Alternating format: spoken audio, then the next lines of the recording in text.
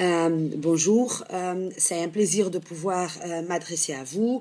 J'aimerais vous remercier pour l'invitation de participer en direct dans votre importante réunion, discussion. Malheureusement, demain, samedi, je serai dans un endroit sans accès à l'Internet et c'est pour ça que j'ai décidé d'enregistrer ce message. Et tout d'abord, j'aimerais aussi vous remercier pour avoir cette importante discussion sur la réforme constitutionnelle qui est en train d'avoir lieu en Tunisie et la question de l'article 43, d'après ce que j'ai appris, c'est l'article 43, dans le chapitre relatif aux droits et libertés qui consacre le droit humain à l'eau. Et c'est clair que je me réjouis de cette initiative d'inclure un article qui reconnaît explicitement le droit à l'eau comme un droit humain dans la constitution de Tunisie.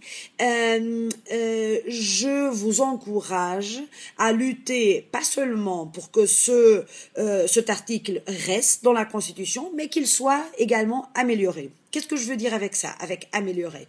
Je veux dire que l'article devrait, dans mon opinion, dans la partie qui a trait à l'eau, affirmer très clairement que l'eau, pour des usages personnels et domestiques, doit avoir priorité sur d'autres usages de l'eau. Et à titre d'exemple, je peux mentionner l'agriculture ou l'industrie, mais on n'a pas besoin de faire référence à l'agriculture et à l'industrie dans le texte. Il me semble que c'est suffit de dire le droit à l'eau est garanti et l'eau pour ou usage humain et domestique reçoit priorité de allocation par rapport à d'autres usages de l'eau. Ça, c'est numéro 1.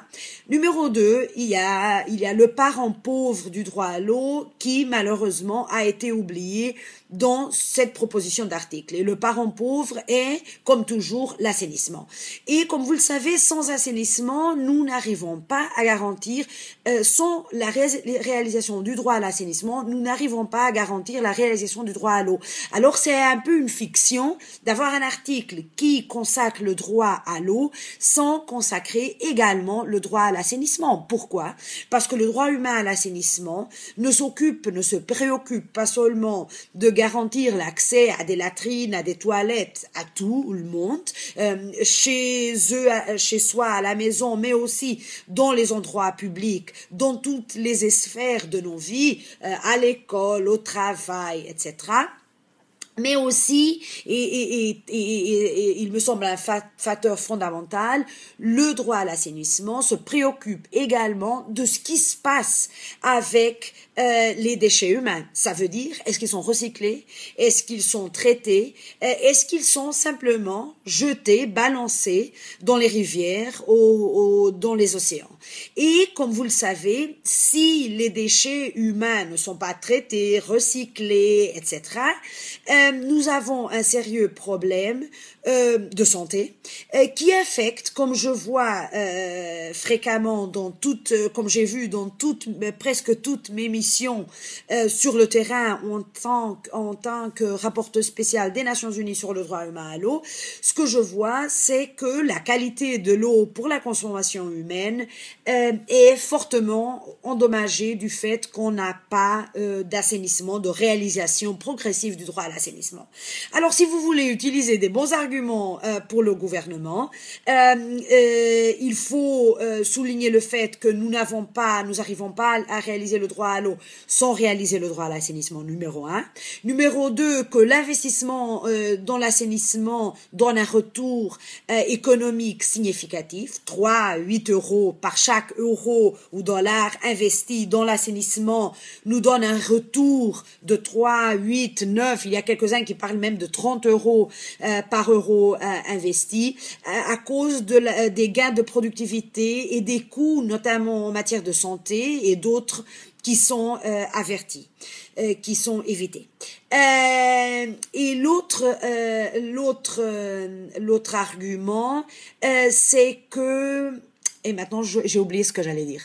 Je trouve que ce sont des bons arguments. Ah, l'autre argument que je voulais invoquer, je suis désolée, c'est que il faut pas avoir peur du droit à l'assainissement, ni de le droit à l'eau, parce que ce sont des droits de réalisation progressive. Alors, personne n'attend d'un gouvernement la réalisation de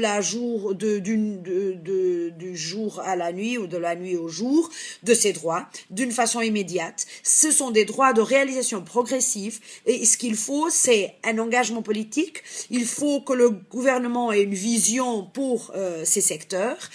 Il faut que le gouvernement les consacre dans la législation et la consacration dans la Constitution, c'est un pas fondamental. Qu'il adopte des politiques, des stratégies, etc. et qu'il commence à donner des pas concrets pour la réalisation de ces droits. J'espère que mon intervention puisse vous être utile. J'espère notamment que vous continuez à vous battre pour l'inclusion de ces deux droits dans la nouvelle constitution de la Tunisie. Et je vous encourage, ou je vous invite, à lire le premier rapport que j'ai soumis aux Nations Unies, précisément sur le droit à l'assainissement, si vous cherchez d'autres arguments pour l'inclusion de ce droit. L'inclusion du droit à l'eau et à l'assainissement dans la législation, c'est un très important pas qui démontre une claire volonté politique du gouvernement pour faire en sorte que ces droits deviennent une réalité. Merci beaucoup pour votre attention et j'espère qu'on puisse se voir, qui sait, en Tunisie un de ces jours. Merci beaucoup de votre attention.